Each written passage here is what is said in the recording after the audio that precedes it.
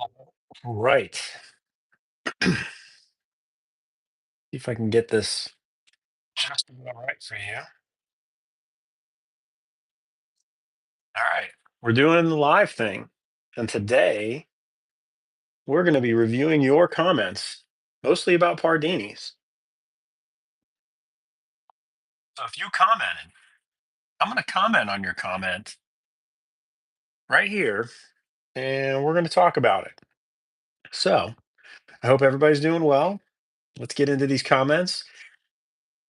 Maybe we can chat a little bit. You got some questions you can throw them in there. We got a couple people on here, but I think this is mostly just going to pop up on to the YouTube afterwards. So bring up the old YouTube studio and let's comment on your comments. So we'll go first to, hey bud, what's up? Hi. One sec. How was sledding? Good. Good. But then you'll That's right. That's right. that's the whole one. Yeah, that's the whole point.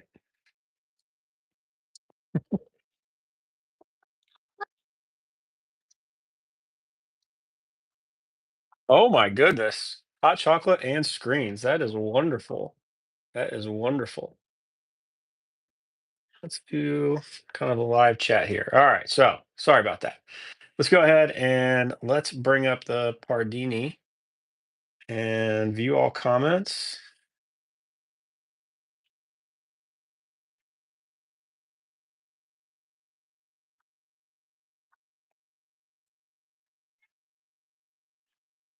Goodness.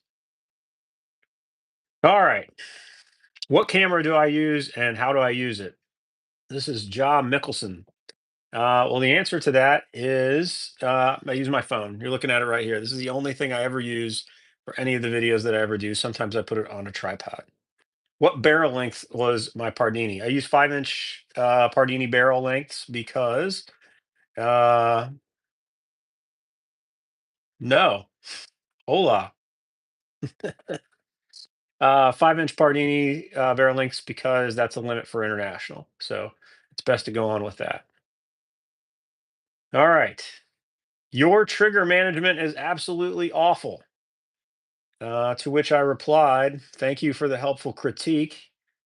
And let's see a video of yours. Interestingly enough, anytime anybody ever critiques my shooting or especially my trigger, I always invite them to put a video up showing their own, and they never do.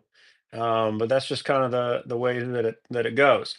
So, and this guy's name is Tarp 0331. So I assume he's a machine gunner. Semper Fidelis. Um, yeah, all right. My trigger management seems to be doing pretty well for me. So I'd be interested to see yours at 50 yards, one-handed. All right.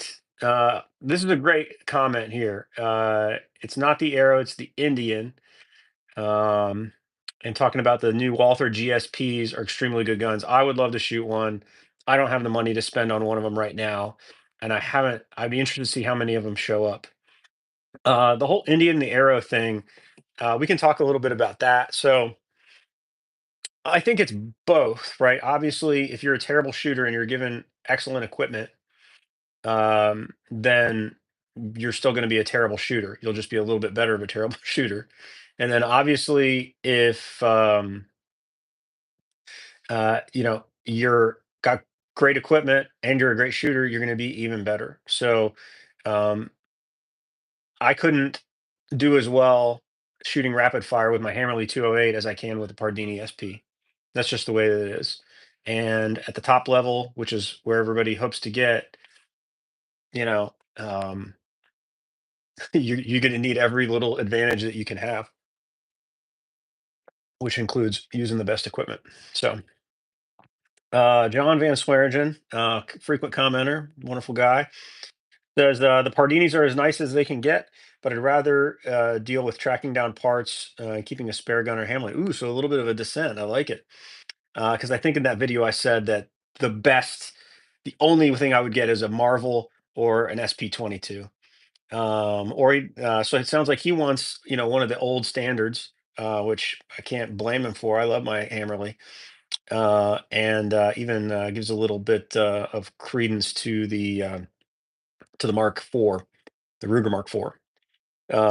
Makes some really good comments about the conversion, um, and then but hits a little bit on conversions on 1911s, and that there were flyers every once in a while. That there's just something about them, and I'm sure he says it in here, but I'm not going to read this while I'm talking on video. Um, and just the mystery flyer bugs you, especially when you're going for perfection. I've personally never been good enough to notice the mystery flyers on my conversions. In terms of just pure accuracy, the conversions seem just fine. There's always a little bit of, I guess, whip in conversions that I don't like. And there always seems to be a little bit of debris that's kind of like flying out when I'm shooting my conversions. So I think for that, generally, I prefer my Pardinis. Uh, John also mentioned the new match guns. I have seen and fired a match guns, sort of the equivalent 22. The thing's just like a weird spider web gun, and I don't, I look at them and I got to get one on the channel. I know a guy who owns one. Probably let me borrow it. But man, they are weird. Can I get a comment if y'all can hear me? Because I do have my earbuds in. This would be kind of weird if you couldn't. All right. And Dwight says it's time to save up. All right. Sound is good. What's going on, Joe? All right. Let's check out some of these comments. How the hell do I even do this?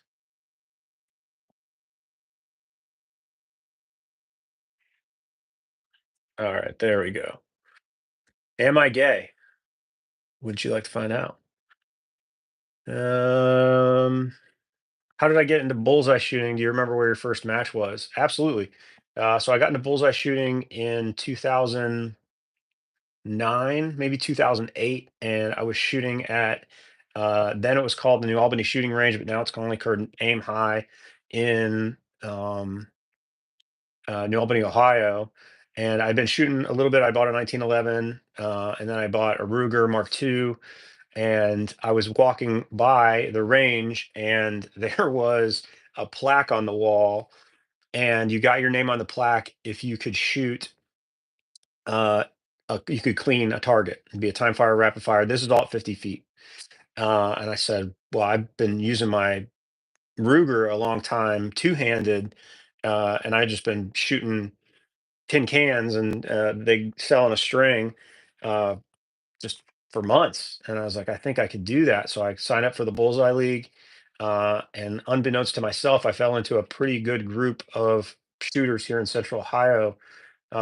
So Dane Hogel, who sells the recoil mitigating device, Doug Hall, who's the 1911 trigger doctor, Dan Pauly, who's an extremely accomplished shooter, and to say nothing of others, Chris Chisholm, Dave Foreman. I don't think they were there then, but they sort of like grew into it, and I met them down the line. And I showed up, and I was like, "Oh, I don't even know." Uh, that I had to use one hand, and so I did it, and it took a little bit, and I ended up cleaning my first target, and I was kind of hooked after that. And then they told you about Camp Perry and the Distinguished program, and I wasn't a Marine then, but like anytime you're like, oh, you mean I can get like a little badge? It's lights out. Like that was all I needed to know, and I wanted to do it. Um, let's see what else we got. Do I compete with a 45 ACP? Absolutely. Yeah, I compete with a 45 ACP. Obviously, I have to if I'm shooting a 2700, but in EICs, though I do have a video on here where I talk about how much I like 9mm over 45. To quote Chris Chisholm, he's just going to go ahead and shoot with the one that has the greater scoring area, which is 45. And I always remember that every time I shoot 9mm in EIC or even in center fire, and my bullet is just outside the scoring ring, I'm like, 45, that would have been in. Sucks. All right, let's check out some other ones. Let's just go ahead and view. We'll go to all comments, and let's look at the community. You all comments. This is kind of like a cool little app. NRA to Cardinal, a positive movement for the sport. I do think so. I had never attended after they went to Atterbury. They, I didn't attend. People did attend. I think attendance was down, but it's just like the shooting community. They made it something, right? And people seem to enjoy it. And all the pictures I saw, mostly of John Chu winning, it was like everybody was thumbs up, and they were happy that they were out there. Having spent a lot of time at Camp Atterbury in the military, I don't think it would provide the same experience because Atterbury is an incredibly large base.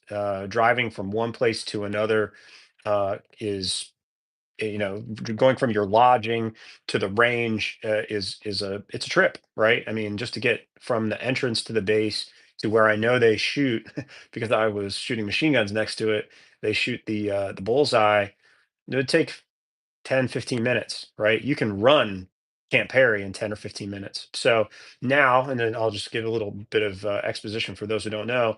So the NRA has decided to come in line with Camp Perry, and that they're going to host the pistol portion of their national championship this year at Cardinal Shooting Center, which is really great for me because it's like 20 minutes from my house. So it's going to be NRA National Championship at Cardinal, which is a wonderful facility. They've hosted USPSA Nats. They've hosted, every freaking trap competition, the man probably, sporting clays, SASP action. I mean, it really is a home for shooting. It's pretty great. So they'll host it there, and then it will be the Canton Regional. And I think they're making some changes to Canton Regional this year. God, I gotta make sure that I'm around for all this. And then Camp Perry.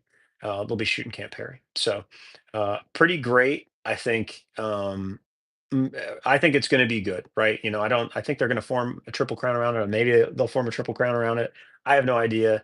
But it's a good movement for the sport. Yeah, I think it's good. All right, let's keep going. All right, this was a comment on one of my YouTube shorts. So if you guys haven't noticed, my YouTube shorts really have nothing to do with shooting. My YouTube shorts are mostly about like Gilded Age or 1960s politics and my fitness journey. So it's like the YouTube shorts for me are like every channel I would do if I had time to do another channel. I like to do it on there. So you're going to see some weird stuff, and then on the videos are all Bullseye or other shooting. Had a couple comments on the 1911 masterpiece video, the Jason Burton. I hate to say this, but I got rid of that pistol. I sold it a number of years ago. That was an old video that I reposted, and I am kicking myself on it. Ultimately, I sold it because it didn't have an adjustable rear sight, so it didn't really do a whole lot for me. But it was maybe the most beautiful pistol that I had ever owned. Certainly the best 1911. Here we got Bobby saying he found an OMM in 22 Magnum a while back at a pawn shop. That's awesome. That's awesome. Right now, I'm chasing an OMM in 22 long rifle because I sold one. You're gonna notice a theme here. Um, but yeah, if you can get one in 22 Magnum, there weren't a lot of them. That's great. Let's see. I know we had a comment here. I'll just kind of do that. Sharpshoe CO, which I'm assuming means Colorado, says you're introduced to the sport by your father with his military team, and now shoot a reduced course. Super fun. That kind of um, cut off after that, but that's awesome. My father never shot bullseye, but I shot at a very early age hunting, so I can relate there. Um, and even in this, like, all of the beautiful bullseye pistols I have, if my house was on fire and there was one gun I had to grab, it'd be the cheap single shot 20 gauge that my father got me after I passed the my hunter safety course when I was probably 9, maybe 10. I was pretty proud of myself. That was the first time. Maybe that might be the first time I remember being proud of myself. John posted to my fasted 3-mile run video that you're living vicariously. You don't have to live vicariously, but I really appreciate it. I appreciate your support. Those comments on those weird videos mean a lot to me. Like the weird videos, I mean like the not bullseye videos. Um, and then on the Will Harry S. Truman gushes over William Jennings Bryan video, Hammerly Fanboy, which is a great name, says you don't think either party is for the people anymore. I think people in the party are for the people. I don't know about the parties themselves. All right, let's skip over some of this politics stuff and let's go to Pardini perfection. All right, Linoge 777. Uh, can you compete with Bullseye in rapid fire competitions just using the Pardini for Bullseye, or do you have to get two pistols for each division? This is a great question. What I'm going through is the Bullseye and also semi-automatic is more accurate in the whole 5 rounds. So the answer to that question is yes. You can use people, and people do use Pardini SP22s, 5-inch barrel. They'd have the 5-inch barrel and the ISSF grip. We use those in both the 22 portions of Bullseye and in Bullseye Rapid Fire. But at least for the Olympics, the word on the street, and by the street I mean targettalk.com, is that rapid fire is not going to be at the 2028 Olympics, which is super sad because I was going to train up for it. But sport pistol for men is probably going to make an appearance. So that would be fantastic because every bullseye shooter basically shoots sport pistol. So there would be, we would, I hope we would just dominate. And I'd be interested to see who makes that team. I'll give it a shot if you guys will, and we'll just see what happens. Got to get your keister to Georgia and Colorado Springs probably a couple times over the next few years. Um, all right. This is on the how to shoot rapid fire revolver one-handed. This was a video that Jason Gregoire submitted, and I posted. Um, and this is Richard Russino. Probably mispronounced that. Uh, you saw the video when you posted it, got you dreaming about a rapid fire air pistol option. Went searching for this video and found it today a month later. Thank you for planting the seed of a dream. You're welcome. I like to plant seeds and dreams. Thank you. So I can write a shorter post. Tally ho. Tally ho. And he's from Washington, Washington State. What do we got here? What do you got, sharpshooter? What do you got?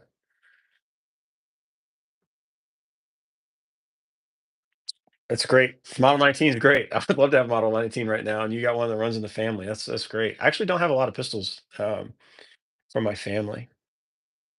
All right. 777's got another question. Hi, looking at the rapid fire pistols, what is the best in the market and would you recommend? It's the SP22. Yeah. Everybody uses the SP22 for a reason. You can probably make do, and you can still practice and enjoy with all the other models. The GSP is supposed to be great, the new one. Um, but especially if you're, and you might not be, but if you're an American, I don't know. If I owned a Walther, I don't really know who I'd get it serviced by if it had some problems. I'm assuming there's someone I could send it to. If it was air, they'd probably send it to Pilt Guns. Um, I have no idea, but I do know the people who work for Pardini, and if I ever have problems, I can call them. So that's great. Um, Here, this is on the Pardini Perfection video again. I like the Pardini, and I'm about to order one now. Good for you. Good for you. This is PMK Soul Film. But it was really hard because you like the Walther GSP and the fine worker bow. Fine work. Oh man, I got that wrong.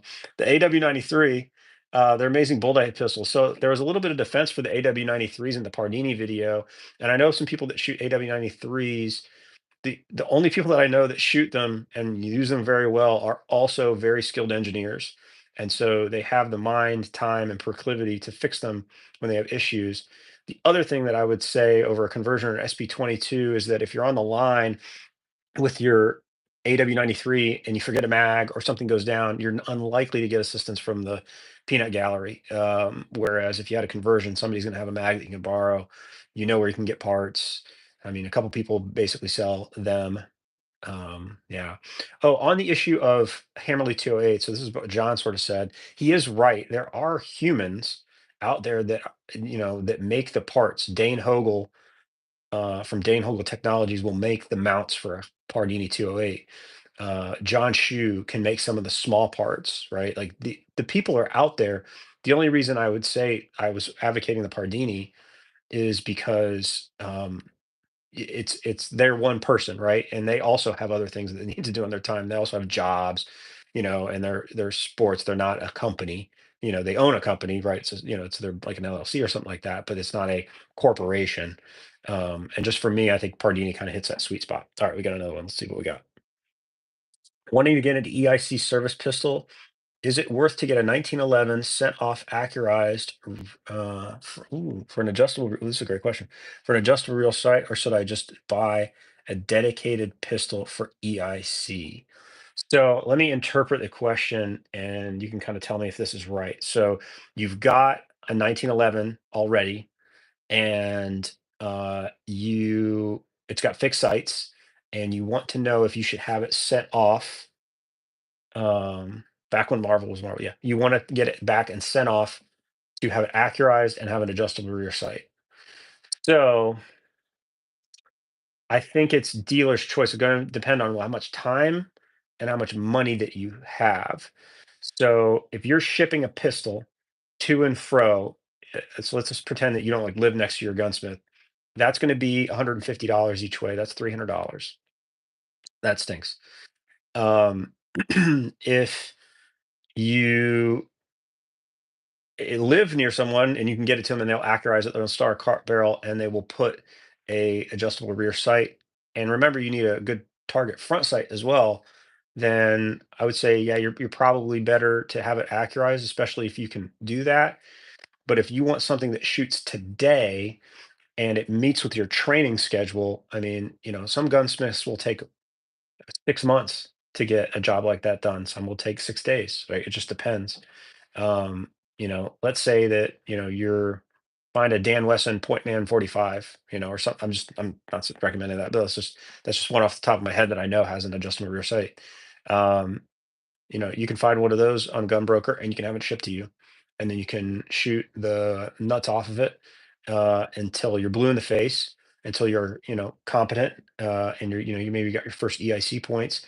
And then you could send it to someone to have a brand new barrel, brand new bushing, and a match trigger put on it or something like that. So I think it depends on your location, your time, and expense. For me personally, um what would I recommend and what would I do for myself? In reality, I would probably just end up selling the gun that didn't have the adjustable sights and buying a new one. But my recommendation would be to get a dedicated one, um new if you can, right? That's just me, that's not you, right? All right, go through a couple more.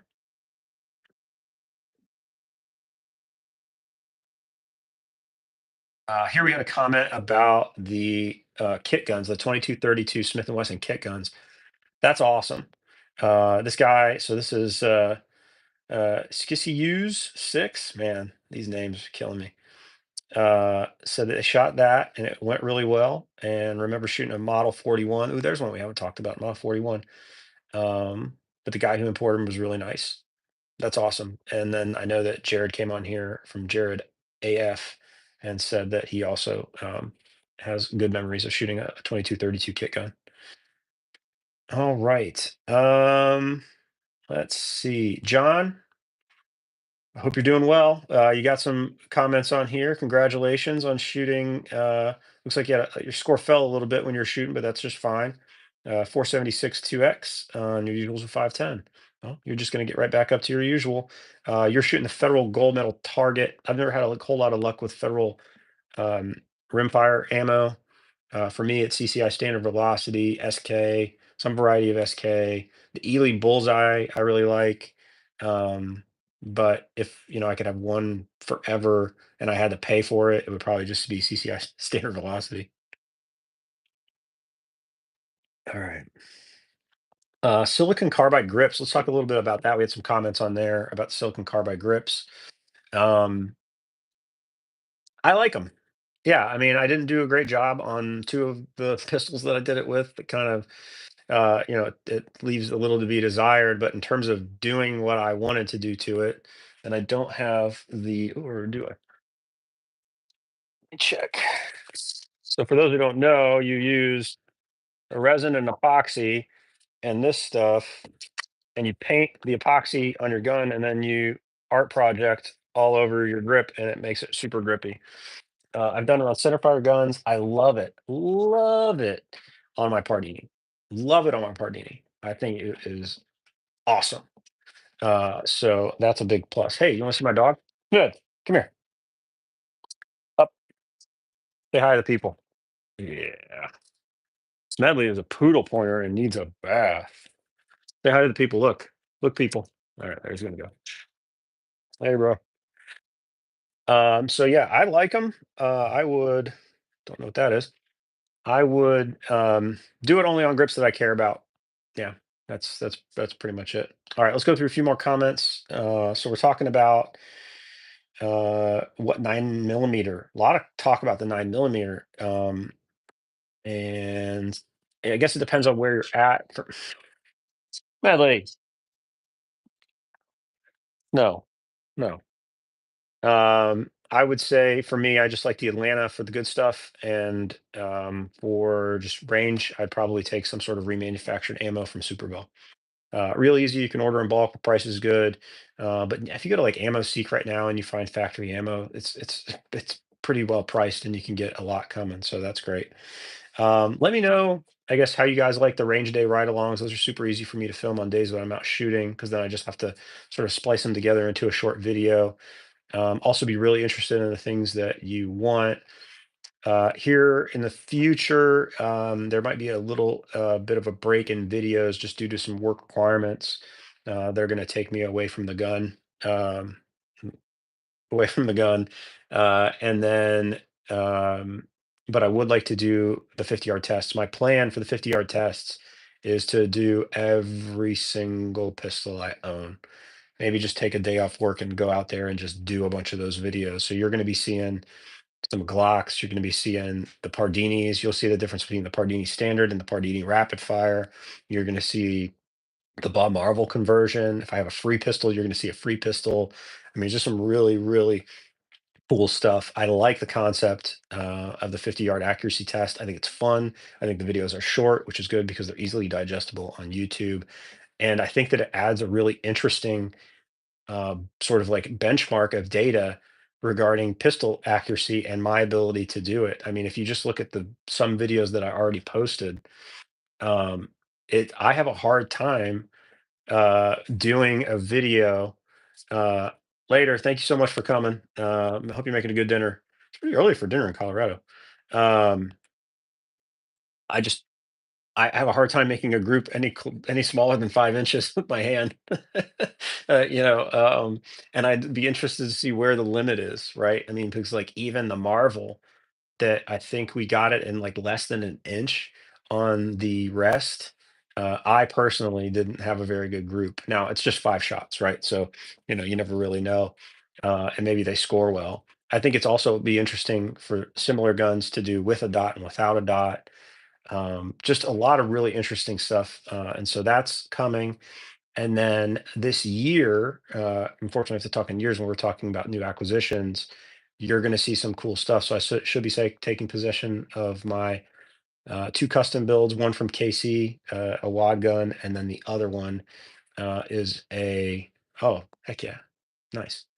And then the other one is a Mike Curtis hardball gun. So those are some two classic. I'm trying to sort of hit the buy once, cry once ultimate guns that sort of are my me. And, both Mike and KC are the best in the business. And they also happen to be Marine Corps 2112s.